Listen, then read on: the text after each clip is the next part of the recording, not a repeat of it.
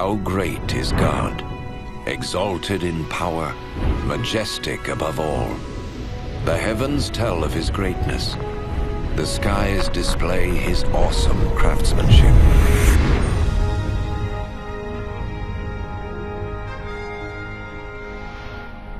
Day after day they continue to speak. Night after night they make him known.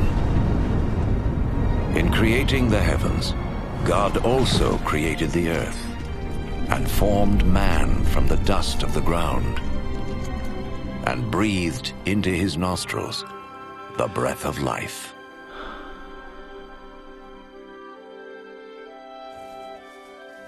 The God of love created man and woman in his own image to have a relationship with him. And so in the beginning, they revered and honored God and lived in harmony with him.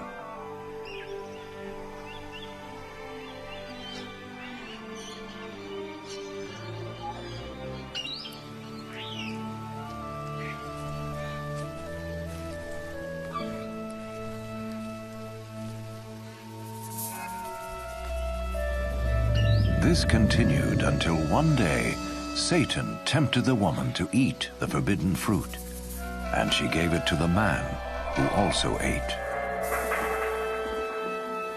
In so doing, mankind rebelled against God and went their own way.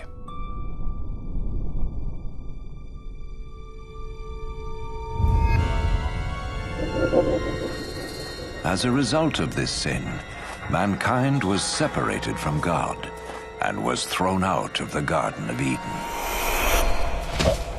But God still loved mankind. It was never his desire to be separate from those he created. Yet how could God be holy and the source of perfect justice if he did not judge mankind for their sin? In his holy book, God reveals his plan to save the world from his judgment.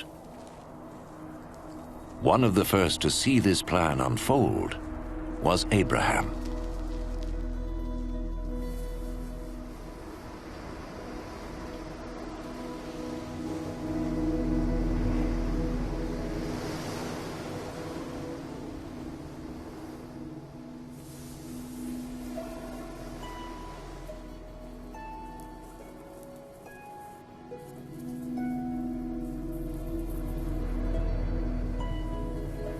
Abraham was a righteous man, whom God promised to bless and make his descendants as numerous as the sand of the sea and the stars of the sky.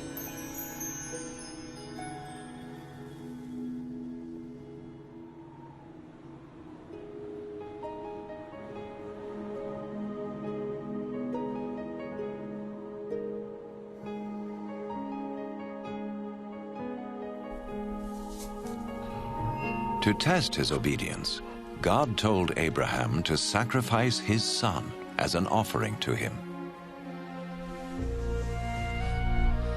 Abraham trusted God and sought to obey him.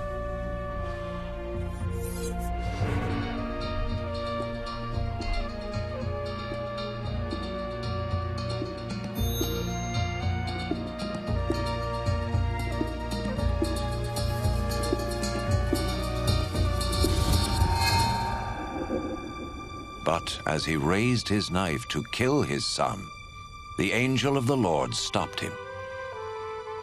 He saw that Abraham feared God and was willing to obey him. Then Abraham saw a ram caught by its horns in a thicket, and he sacrificed the ram instead of his son as an offering to God. And so God showed Abraham that a lamb or similar animal was to be slain as a temporary covering for sin until God would provide his ultimate sacrifice to pay for the sins of mankind. Instead of sin separating man from God, the sacrifice would restore their relationship.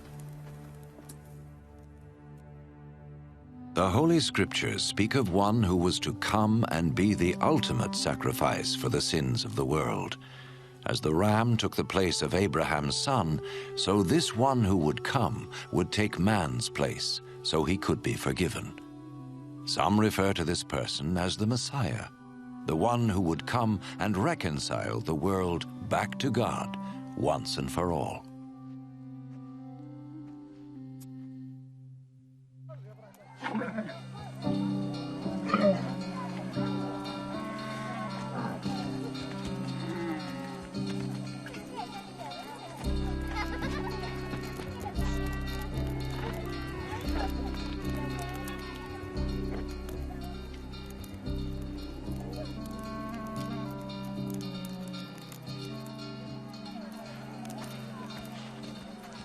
The prophets predicted many things in detail about the Messiah, hundreds of years before he appeared. The prophet Isaiah foretold that his birth was to be a miraculous one.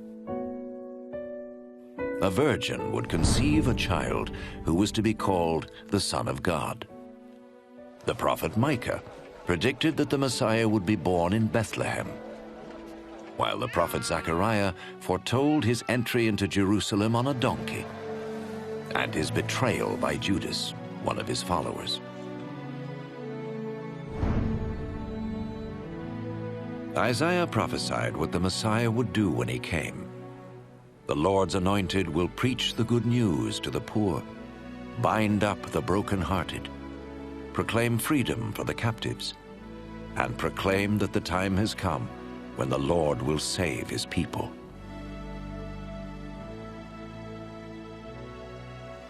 So who was the Messiah?